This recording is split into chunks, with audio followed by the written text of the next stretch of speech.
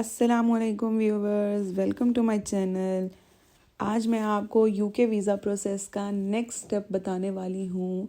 पिछली 2 वीडियोस में मैं आपको काफ़ी डिटेल्स बता चुकी हूँ और मैंने उसके बाद बता दिया था कि इससे नेक्स्ट होता है स्टेप जो बायोमेट्रिक करवाना होता है, जिसके लिए आपको सबसे पहले अपनी एप्लीकेशन को फिल करना है, जहाँ पे आपको अपने डॉक्यूमेंट्स अपलोड करने हैं।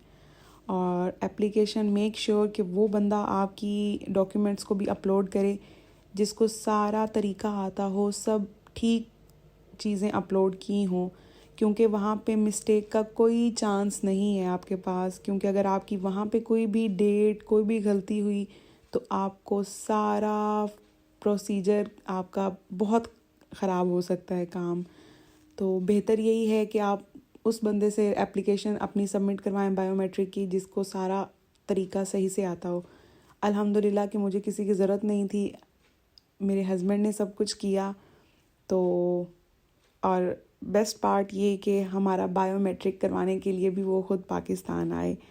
और जब वो आए तो वो पहली दफ़ा मूसा से मिले, और मूसा तब माशाल्लाह से 3 महीने का था। और हमारा प्रोग्राम तो था कि हम पापा के साथ ही चले जाते, लेकिन सिर्फ वो मेरे आइट्स के डेट लेट होने की वजह से, जो उन्होंने मुझे इतना लेट मेरा रिज़ल्ट मुझे भेजा, वो 1 महीना हमारा वेटिंग पे हो गया। और लेकिन कोई बात नहीं, अब हम माँ बेटा उनके पास खुद चले जाएंगे इंशाल्लाह वेरी सून। और पापा आए और मूसा के साथ बहुत अच्छा टाइम स्पेंड किया। मूसा तो उनके साथ रह रह के मोटू पतलू और माशा सब कार्टून भी देखने लग गए है, और माशाल्लाह से बहुत उसने अच्छा टाइम स्पेंड किया है। खैर, जर्नी के बारे में बता रही हूँ आपको कि हमने एप्लीकेशन ऑलरेडी सबमिट करवाई हुई थी और उसकी अपडेट लेना थी, जो बहुत ही मुश्किल से हमें मिली। क्योंकि ऑनलाइन एप्लीकेशन जब आपकी डायरेक्ट होम ऑफिस तक जाती है तो उसके बाद वो आपको एक VFS वेबसाइट के बारे में बता देते हैं कि आपको यहाँ पे ऑनलाइन अपनी डेट के बारे में मिल जाएगा कि कोई भी आपकी स्लॉट फ्री है, तो फिर आप उस दिन जाके अपना बायोमेट्रिक करवा सकते हैं।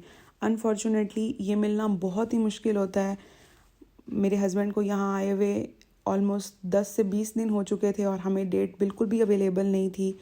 लेकिन हम ट्राई करते रहे। एक सडन एक पॉइंट होता है, एक डे वो सिलेक्ट होता है कि जिसमें वो फ्री करते हैं, और हमें मिल गई डेट फाइनली। और हम लाहौर हमने बुकिंग करवाई। VFS पे भी आपको अपना एक अकाउंट बनाना होगा, जहाँ पे आपको अपनी मेल सेफ रखनी होगी।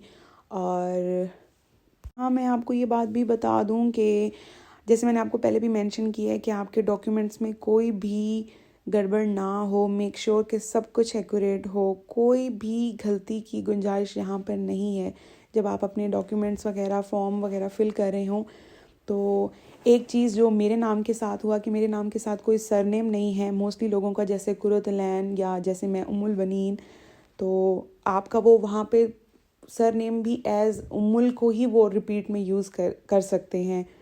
तो बेहतर यही होगा कि आप सारी चीज़ों को प्रॉपर मेंशन करें, जिसका वहाँ एक होगा सेपरेट कि आपका कोई सरनेम नहीं है, तो आप वहाँ पे मेंशन भी करेंगे। क्योंकि अगर आपकी डॉक्यूमेंटेशन में कोई भी गड़बड़ हुई, कुछ भी, तो आपका पासपोर्ट पे बहुत आराम से वो रिजेक्शन लगा सकते हैं।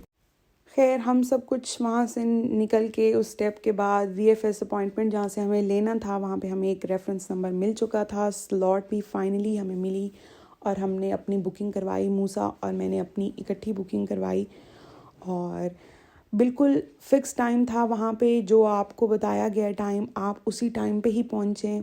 हमें थोड़ा सा हम जल्दी पहुँच गए थे और वहाँ पे बहुत सारा वेट करना पड़ा हमें। मौसम की वजह से हम जल्दी ही घर से निकले थे, इस वजह से कि रास्ते में कोई हमें रुकावट ना हो।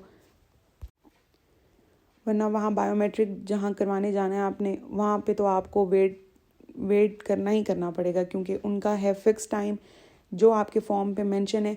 एक और बात, जो आपने अपने फॉर्म फिल किया है अपनी बायोमेट्रिक के लिए, वो ज़रूर अपने साथ प्रिंट आउट करवा के लेके जाएं।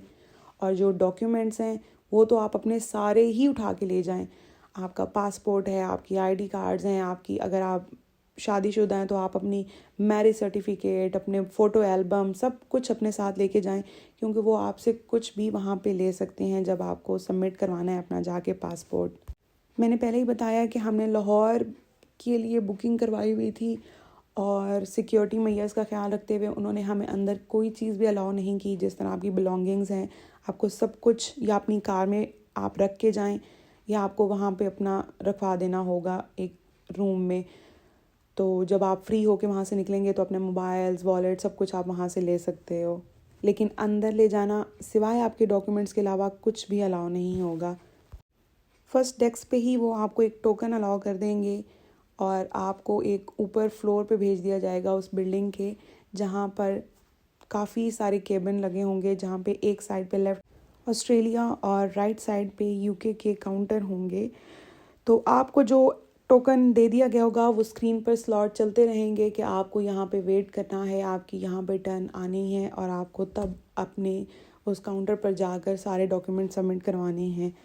एक और बात भी आपको बता दूं कि जितने भी एप्लीकेंट हों, आप लोग जितने लोग भी जा रहे हों, वो सब अपनी एप्लीकेशन फॉर्म साथ ज़रूर लेकर जाएं बायोमेट्रिक की।